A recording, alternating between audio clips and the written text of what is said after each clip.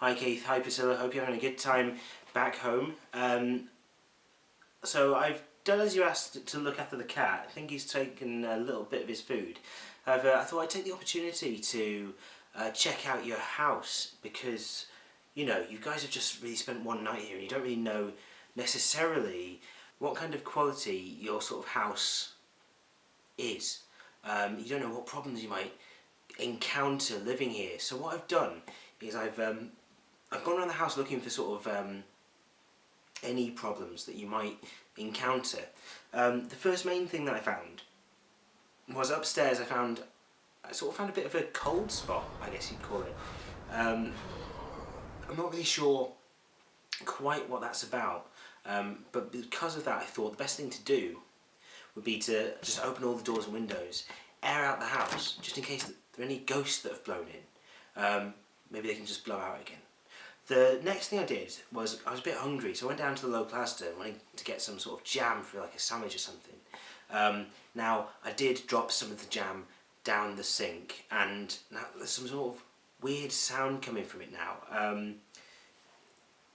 Don't be alarmed, but I did manage to get some footage of what might sort of be down there. Okay, right, now don't be alarmed, but I mean, I don't know if you can hear that. But to me, that sounds like the sound of big ants. So if I just kind of focus really carefully, just kind of like, let me zoom in a bit, see what's down here. Maybe hold on. Yeah, just see what's down in the depths. I don't know if you can really see that down there. Yeah, there we go.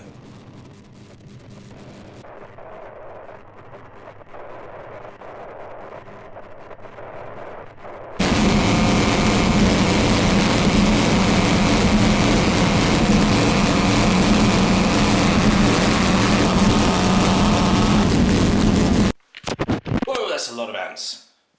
Now, aside from that, what I also did was I thought, well, I really do need to check out that basement.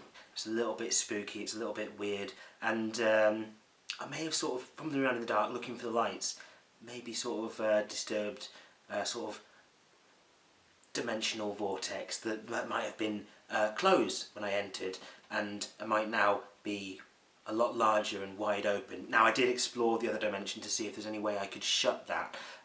Unfortunately, the creatures in that dimension are not very hospitable. In fact, they're quite hostile, I think. What I'd suggest is maybe don't open the basement door outside, because you don't want to see what followed me back. But anyway, aside from all that, the house is fine. It's a really nice place. I've told you that already. The only other thing is I did all this whilst the doors and windows were still open, and I may have slightly lost your cat a bit.